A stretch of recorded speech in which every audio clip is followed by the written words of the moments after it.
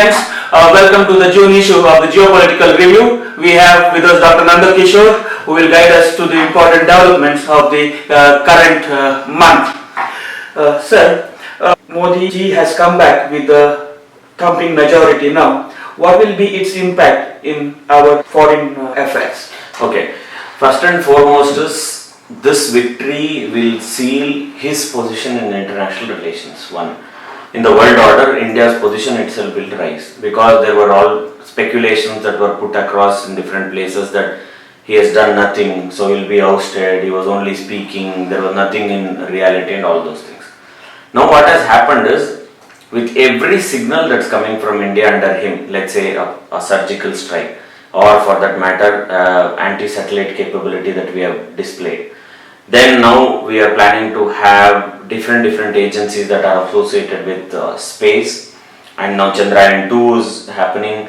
So there are multiple things that he is trying to do at every juncture and every opportunity that he is getting. So now for them, unlike in many previous episodes we have spoken, that this term is all about deliverables. The previous one was for settling down. So for sure, now wherever he is going, first respect that he would get is for the thumping majority that he has won. He will be accepted, or he will be met as a leader, someone who has won back sort of an anti-incumbency that generally people talk about. And that has not happened, rarely that has happened. After Indira Gandhi's time, you don't have a single party getting that sort of a majority. Though term might have gone. It's like 2004 Manmohan Singh came, again 2009 he came back. But not as a single largest party. And also the way he has reduced the opposition parties is also certainly a talk that people will be talking across the world. So in that way, he is starting from the position of strength. Now he is not somebody or a sort of a leader who is laid back or who is begging for things. Now it will be a different way. So India asked for airspace to be open with Pakistan. When they said that they are open, they are okay to take it, we said we don't want it. So we put it across in a different way. So now he is taking Oman, that route, and reaching Bishkek in Kyrgyzstan for the SCO meet. See, it's smartness. So SCO meet is happening in this month. So you had the Kyrgyzstan president coming to his swearing in ceremony. You have the BIMSTEC, which is going to be very important in India's neighborhood first policy. You have all those leaders coming in. So it's a way of signaling across, saying that I have won a mandate against the state-sponsored terrorism from Pakistan. So I'm going to snub you.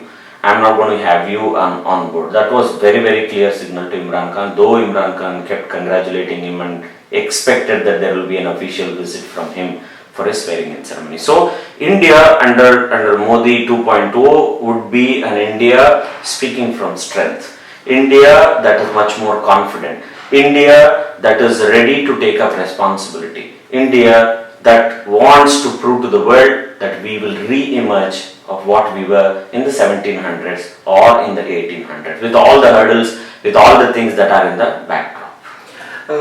Well, I saw one of the videos where Vajpayee was talking how he represented India when Prime Minister was Narasimha Rao. Yes. Actually, Mr. Vajpayee was the opposition leader then. True. Even though he was opposition leader, he represented India in many international forums. True. Do we see similar things now?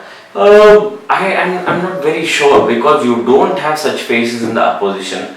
And the bad part of the whole story was that the opposition's only agenda was to oust Mr. Modi. They did not have a development agenda. That's a major case of concern. Whereas in case of Narasimha Rao saw a veteran, and also he wasn't a sycophant who would only look up to his party people. He looked, okay, there is a talent on the other side who's ready, who's willing to do something, he's open. Let's say tomorrow, if Congress party is okay with lending someone like Shashi Tharoor for some sort of a help, or is going to take up certain things, I think Modi is open to take all those things to happen. In fact, all this lateral entry is all about bringing fresh blood. It's all about thinking differently. That's a shock that he gave in terms of choosing someone like Jaishankar to become the Minister for External Affairs. That's the last thorn that he had in his system, in the form of Sushma Swaraj and Arun Jaitley. Though Sushma Swaraj performed well, once she backed out, probably the best choice that came as a surprise, but something that he has shut everybody's mouth is making someone who's a strategist, who hails from a strategic family, whose father contributed a lot to the strategic thinking of India, K. Subramaniam, and his brother is a historian, the other Subramaniam. So absolutely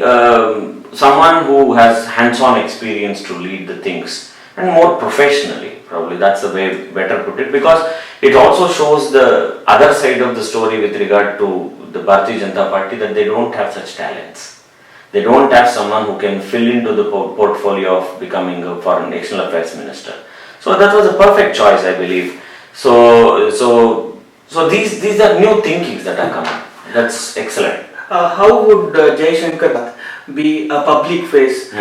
I understand he has experience and everything, but internationally, okay, he was also an ambassador and he has the clout there. But back in India, how will he be seen as a public face? Oh, see, one of the ways of doing is, it's always like this, when it starts new, there are always these type of questions. So what he has done so far is, he has just stepped in. In fact, he wasn't active at all on Twitter and other things.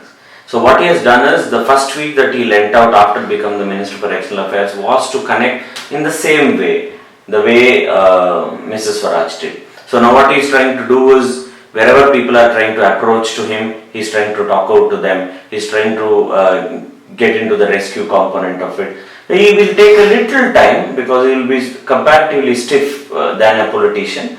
But he has to ultimately become that, because he has to go to the Rajya Sabha, he has to answer questions, he has to face the public. So slow and steadily probably he'll get that feel of how to be among the people. Because as a foreign secretary, probably he was always into protocols, always into certain ways of behaving and all those things. Now I think things will change, because he's been given a particular responsibility. But it will not be very fast, but in terms of deliverables, I think, because more than the internal people struggling with our Ministry of External Affairs is comparatively less than what they are expected to do outside. So I think there where he will fill in that vacuum and he will take care of a lot of things, and because he already has these bureaucratic friends across the world, from United States to China, for them also it will not be an easy task. So they will have to deal with him in a different way, because he has a lot of good friends across the spectrum. So he's phenomenally good in Chinese language, he also speaks Russian, so that gives him some amount of impetus to become the face of the foreign ministry. I think on the other hand, nothing will stop Mr. Modi to act as a super foreign affairs minister. He will continue to do that, but Jaishankar will do the job. He will get the things fixed and it will be faster compared to. That's why you see the Prime Minister is travelling to Maldives and Sri Lanka, simultaneously he was travelling in Bhutan. So in fact, the first country he chose was Bhutan. What might be the reason behind that? Oh, see, this might have been a political signal, because Mr. Modi also in the first term chose Bhutan as the first one. That means a non-controversial. Because for him, he has to balance this act between China and India. So in that case, choosing something like a non-controversial country like Bhutan is always a good idea to go about. And then subsequently you go wherever, nobody bothers about what is your second, what is your third, is not a concern. So it is maybe sort of a political signal that might have come from the political class or from the Prime Minister himself, saying that first you go to Bhutan, just settle yourself, talk to them, and then you come back and then you do your regular business that way. So that might be a simple logic. We understand that today major part of Maldives GDP is contributed by China.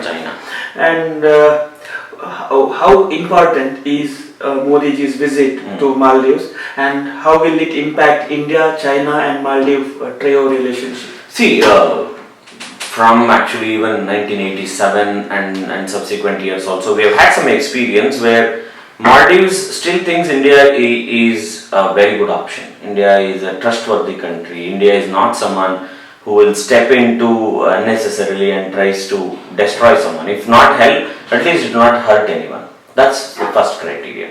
Second criteria, at the end of the day, money matters. And money matters a lot in terms of the country's progress, and especially when you have politicians who are not absolutely clean. So every country has set up politicians who expect certain things to be delivered. Now they have already shown signals that they are they are ready to embrace India with open arms without any inhibitions. Now, for India to deliver certain things, okay, let's say the tenders come up or something like that, how quick India is going to respond, how quick we are going to take up on the platter is going to decide on most of the factors. It's not going to be easy. China plays with money, and money matters in international politics and international relations. So it's not going to be a replacement. Probably we will also take our pie. We will not be disturbing what the Chinese have already got. We will take whatever that's going to come in the future. That's the idea the Prime Minister is trying to float. Now they have given huge credit to Maldives in various forms. So I feel that for some time there will be a balancing act. Unless China comes up with Absolutely. It will be a balancing act, and now China will wait and watch, because for Maldives it's sort of a bargaining chip. For it also is a balance of power. Now it will say, China, just don't think that you can do what you did to Sri Lanka. Don't put them into the neo-colonial debt trap. I'm not going to be part of that one. So I still have an option.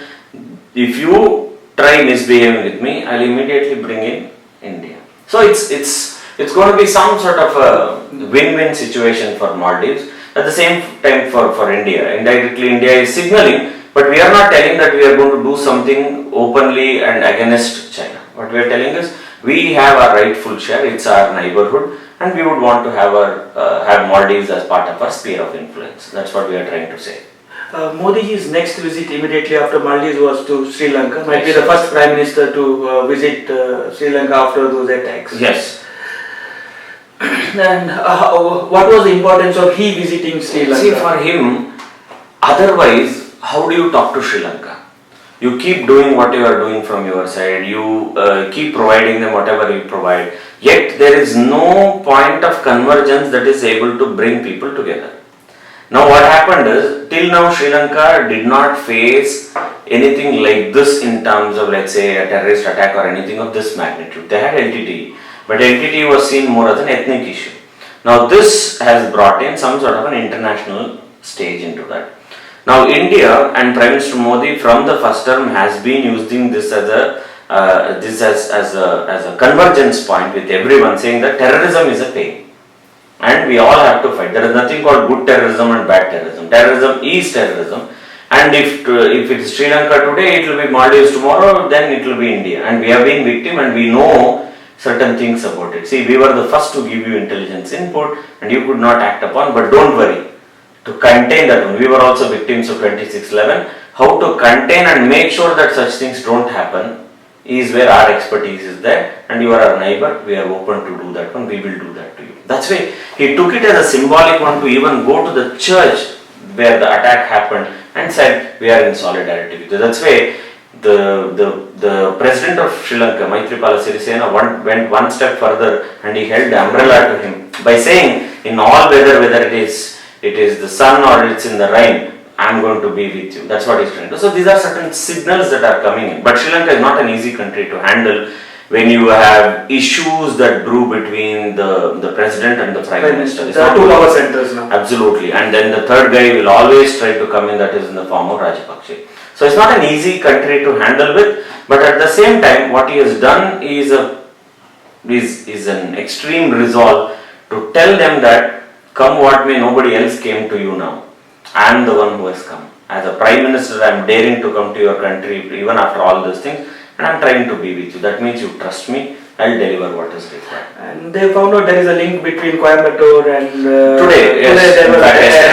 yesterday there have been arrests being made, and it's going to spill the beans, I think.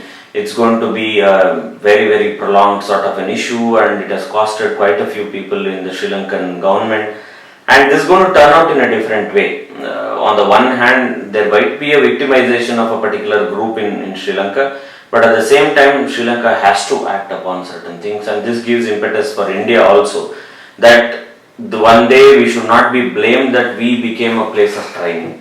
It shouldn't be that the sympathizers in Sri Lanka came to India and they took training in Coimbatore or took training somewhere else or in Kasargod or in Wayanad, and then they went back. That shouldn't be the case. So India also wants to be clear, and that's the reason this combing operation is happening now. They've been tracking them on social media to everything, and they've probably caught them. Now, one of the constituencies is of our opposition party.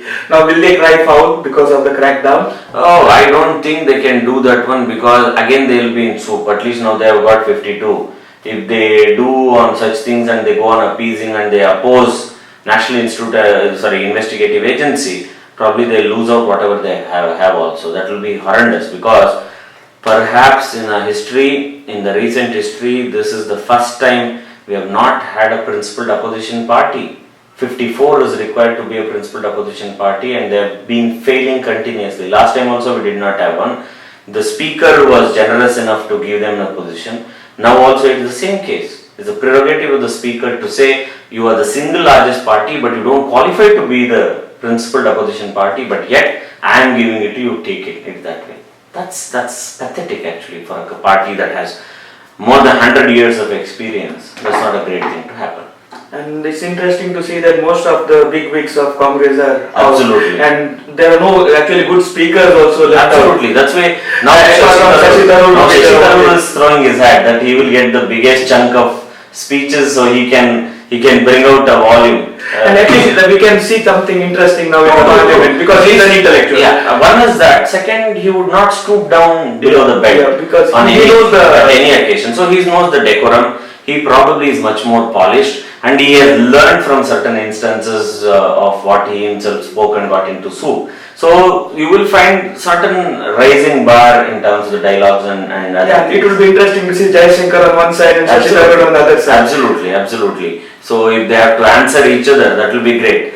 And they have none. They have none actually on the other side to sit and talk equally with the leaders on the other side. So I think they have been wiped out. And Rahul Gandhi anyway requires prepared speeches. In that case, impromptu, or for that matter somebody who can speak extempore and who can really deliver and bring some dignity to the Congress in the house is probably Shashi Tharoor. So we can expect some firework. We can at the same time expect some really interesting. And he would not bring in unnecessary issues. That's for sure. For sure, he would not call the Prime Minister as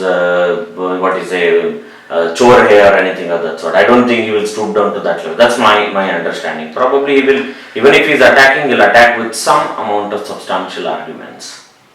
What do you expect from the Kyrgyzstan visit, where I think Prime Minister is going to meet Chinese Premier, and he was going to meet Putin in the backdrop? Yeah, see, one is for us, the Central Asian countries are very important. Though their interests might be comparatively different, for us it's very important to, first and foremost, being part of the SCO itself is important. Second, we will also try using SCO as the Shanghai Cooperation as a platform to actually negate Pakistan. Now we need to corner Pakistan in every other form that is possible. At the same time, that's not the sole issue for us. For us, the issue is to get uranium from Central Asian countries, have better relations with Russia, have better relations with China. So every meet probably is one way of taking things forward. Otherwise you don't meet, you keep commenting on each other. When you meet, you tend to speak, you tend to give up on all this thing. But the interesting fact is that Prime Minister is not going to meet Imran Khan. He's not going to have a formal meeting with him. And I think India's resolve is deeply appreciated in all the quarters, that we are not trying to fall into the Pakistan trap again, trying to appease them, again do Aman Ki Asha nonsense. I don't think we are into any of those things, which is probably the point of departure for Modi 2.0. I think it's going to be more of signaling, it's going to be very assertive, it's going to be clear. And moreover, Modi 2.0 has understood that what works, what doesn't work. Absolutely, they know. Now if they don't deliver, 2024 will be the end of BJP. If they work, then probably other political parties have to think somewhere else, or so they have to come up with something else. And the country has reposed their faith on him by seeing his personal life and seeing his commitment to the country and other things. Now it's all about deliverables. Secretary of the State, Mr. Pompeo, is starting his visit from India and ending in Japan. And yesterday when he said to one of the reporters that Modi hai to mumkin hai, what's your take on that? See, one I'll tell you, I'll come back to Pompeo. First thing is, few days ago Trump made the statement that India and China just don't understand climate change and they don't do anything, they're still struggling and all sorts of things. And also the United States is comparatively disturbed for what we have done with regard to buying or entering into an agreement of the S-400 from the Russians. So first thing that Pompeo will try doing is, he will come up with a bargaining chip of saying that one, the equivalent of that one we will provide. So you dub that one, we need to contain Russia, so you be party to that one. So what we will do, we don't know. Because on the other hand, they are also trying to talk about, they withdrew the trade, this thing that we had with them. So there are certain limitations that India can also do. So in such scenario, but he's coming with sort of an agenda, and also there is a respect that he has already got for a leader who's an accepted one. He's not someone who has to suffer with other political parties who can't make decision or anything. He's speaking from the position of strength, which I mentioned to you already. So Pompeo will be much more courteous. He will have to deal with in a different way. But at the same time, we need to make sure that the United States is not irritated with us.